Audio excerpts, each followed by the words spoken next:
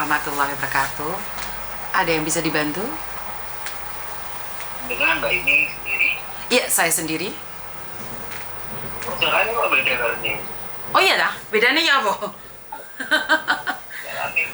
Oh, naik guyuk ketok jalan. Oh, lek guyu ketok.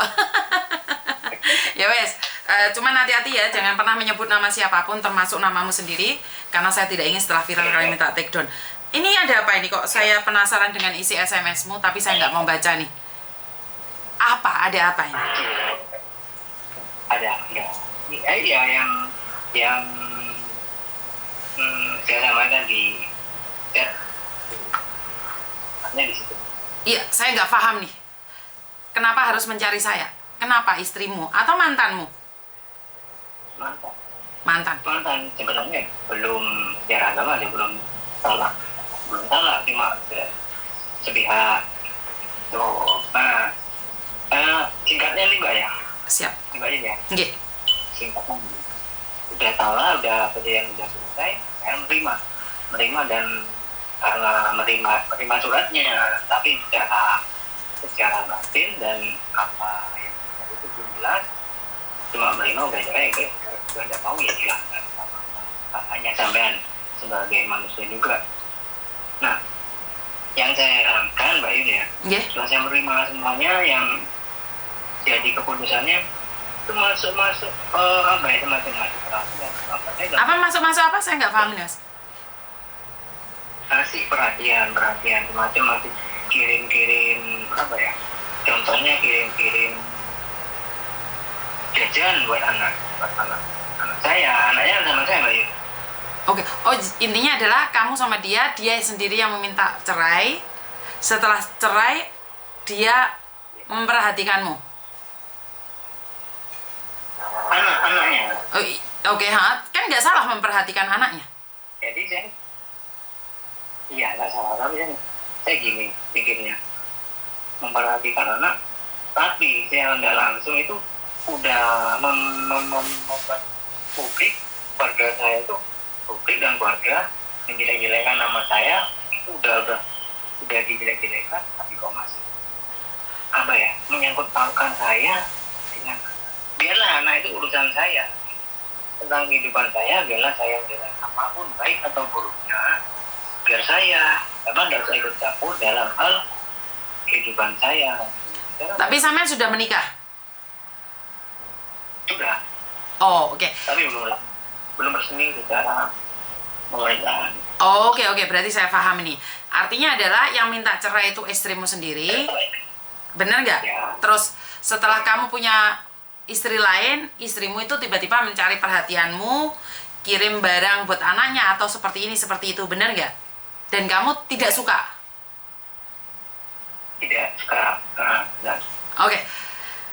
Nah, inilah keegoisan suami istri yang sudah putus.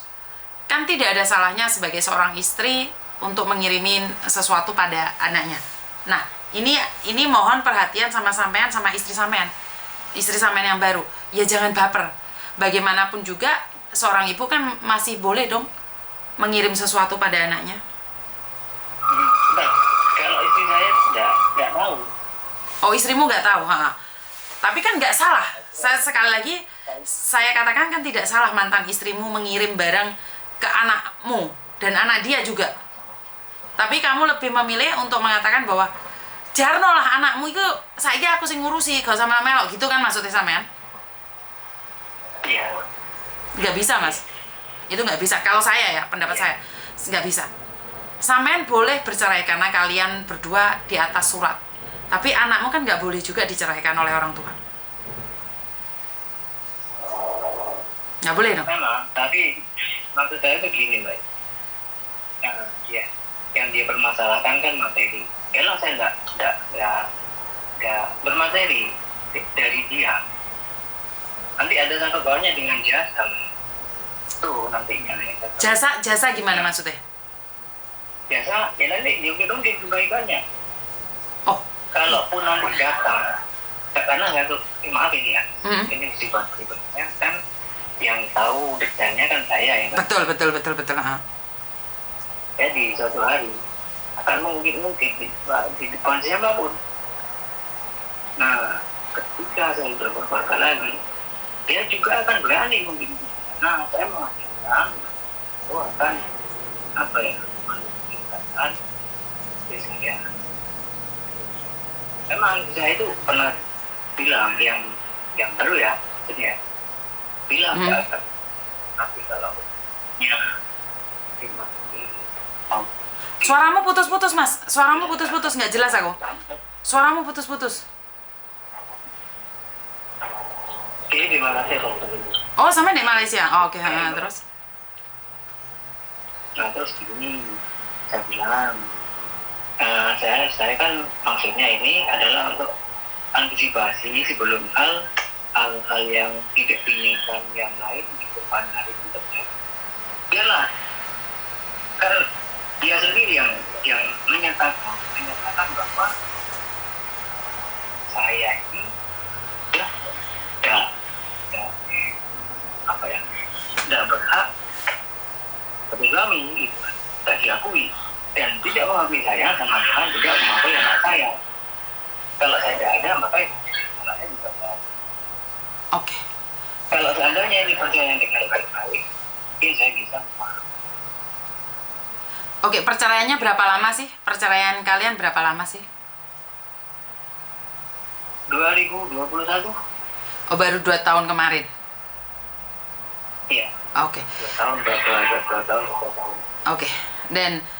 Dan mungkin dia tidak bisa mendapatkan pengganti yang lebih baik dari kamu, kan bisa jadi. Ya, mungkin saja. Ya, intinya sekarang adalah ya sampean ikhlas saja. Saya yakin kalau kamu melakukan yang terbaik dari versi kamu, dia akan pergi dengan sendirinya. Tapi kalau kamu melarang seorang ibu menghubungi anaknya, seorang ibu memberikan nafkah pada anaknya, itu sampean salah. Itu salah. Jadi kalau dia ngundat-ngundat itu urusan dia. Jadi sampean tidak ada hubungan. Kalau dia ngundat-ngundat, sampean balik aja. Sampean ngomong sama dia sekarang di media sosial atau ngomong sama orang tuanya, saya akan menanggung kehidupan anak saya sendiri. Dan jika kamu ingin memberikan sesuatu pada anakmu, itu adalah hak kamu sebagai seorang ibu. Tapi kamu sebagai suami tidak bisa melarang seorang ibu untuk memberikan sesuatu pada anaknya. Itu salah, Mas. Ya, seandainya saya itu bersalah atas suami saya minta cerai sama suami saya. Setelah perceraian, saya menyesalinya dan saya ingin memberikan uang saya pada anak saya. Tidak salah loh. Sampean sama saya nggak ada hubungan, tapi saya sama anak tetap ada hubungan. Ya. Jadi sampean yang harus tenang. Kalau dia mau ngungkit-ngungkit darah dagingnya dewe kok diungkit-ungkit di babano loh. Oh, dipangan anaknya. Oh, sampean sendiri aja kerja di Malaysia. Berarti kan sampean tidak memakan uang dari dia. Benar nggak? Ya. Kecuali dalam hati kecilmu kamu masih menyukai dia. Makanya kamu takut sekali anakmu dirampas oleh dia. Karena itu pastikan bahwa kamu menyayangi anakmu lebih dari segalanya. Anakmu nggak akan pergi kok, Mas. Dan jangan pernah ceritakan pada anakmu tentang kejelekan ibunya. Karena suatu saat dia akan ingat kata-katamu itu. Tapi saat dia menemukan kenyataan dan tidak sesuai dengan apa yang kamu katakan, dia akan membencimu. Jadi jangan sesekali ceritakan pertengkaran kalian, kejelekan istrimu. Karena dia sendiri akan tahu jika memang istrimu yang jahat, kalau memang istrimu yang tidak baik. Anakmu akan melihat sendiri. Dia semakin hari semakin tumbuh dewasa. Sementara kita semakin hari semakin tua. Itu pesan saya. Karena saya pernah mengalaminya, keluarga saya seperti itu. Jadi mereka suami istri yang istrinya itu jelek-jelekin suaminya ke anaknya. Dan anaknya sekarang sudah dewasa. Dia mengerti bahwa sebenarnya selama ini itu ibunya jelek-jelekin bapaknya padahal bapaknya tidak melakukan kesalahan apapun. Akhirnya anak kan mikir, loh kenapa ibuku kok tiap hari sing diomongne ndek aku itu kejelekannya bapak. Sementara bapak tidak pernah berbicara tentang ibu. Jadi pesanku, biarkan dia menjadi dirinya dan sampean menjadi diri sampean. Yang penting sampean tidak ada rasa sama dia. Lepaskan aja, Mas. Dia mau jaga anaknya beno. Anaknya gak kira keliru. Anaknya tetap akan menyayangimu. Ya. Sampean yang tenang loh. Sampean yang tenang. Ya. Ya. Yang butuh ketenangan itu sampean. Jadi kalau sampean nesu-nesu, berarti sampean terasa sing baper sampean berarti.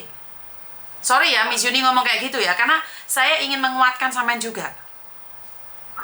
Jadi lek sampean kena imbasnya dia kirim uang, dia semakin jarak.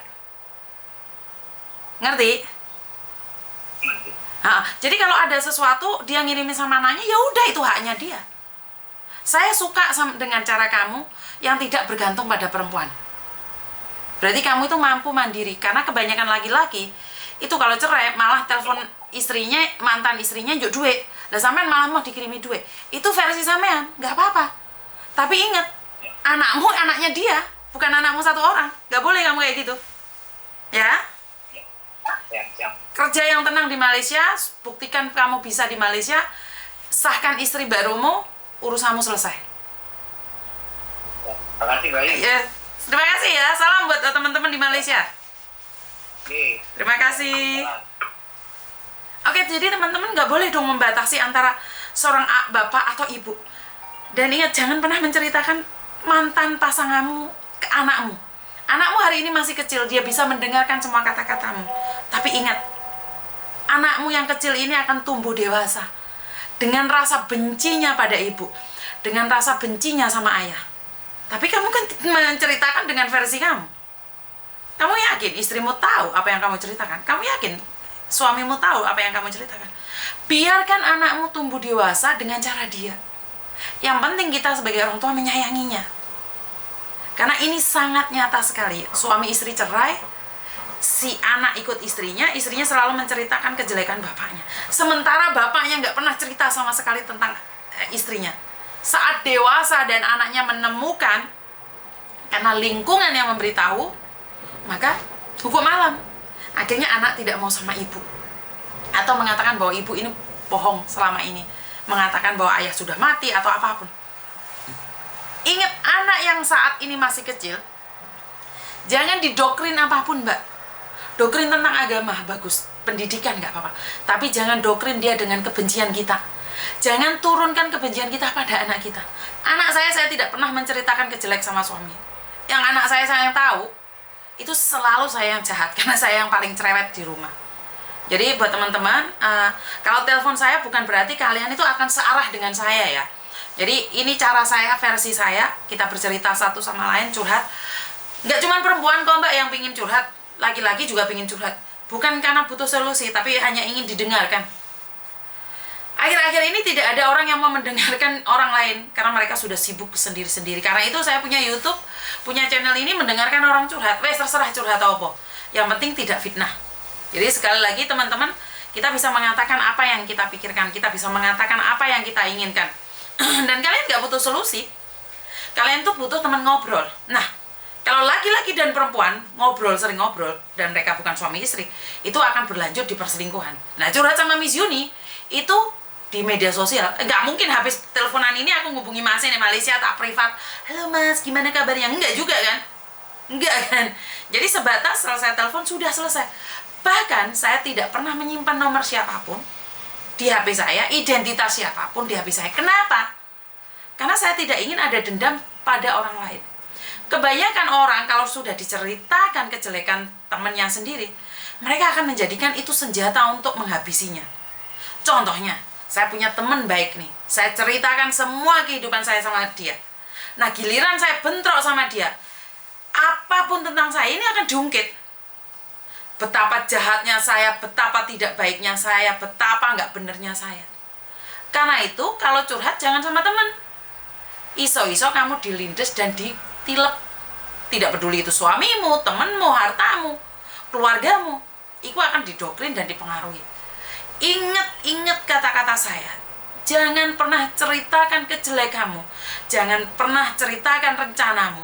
Jangan pernah ceritakan kebahagiaanmu. Jangan pernah ceritakan penderitaanmu pada teman baikmu. Karena suatu saat itu akan menjadikan tombak buat dia menghujam dirimu. Ingat kata saya. Orang yang selama ini kalian percaya, suatu saat kamu bertengkar sama dia, dia akan mengungkit sesuatu yang kamu tidak pernah tahu. Dia akan menghujam dirimu dengan hinaan.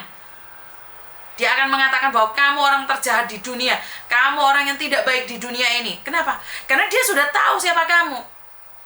Karena dia sudah tahu siapa kamu. Walaupun kamu di zaman dahulu jahat dan ingin berubah, dia tidak akan pernah percaya. Karena dia akan menganggap kamu selamanya jahat. Makanya kalau punya teman, hati-hati. Hati-hati sekali. Sekali kamu melakukan kesalahan dengan dia, dia akan jadikan itu tombak untuk menusuk kamu depan belakang. Ya, apalagi kalian suami istri, jangan pernah ungkapkan kesalahan suamimu. Jangan ceritakan kejelekan suamimu atau istrimu. Karena saat kamu mengungkapkan kejelekanmu, saat kamu mengungkapkan malunya, itu akan mengelucuti diri kita sendiri. Jadi pesan saya, kalian boleh jadi mantan, tapi anak tidak pernah akan menjadi mantan. Terima kasih, kurang lebihnya saya minta maaf. Wassalamualaikum warahmatullahi wabarakatuh. Berkat Tuhan mengalir atas hidup kita semua. Semoga semua makhluk hidup bahagia dan terima kasih.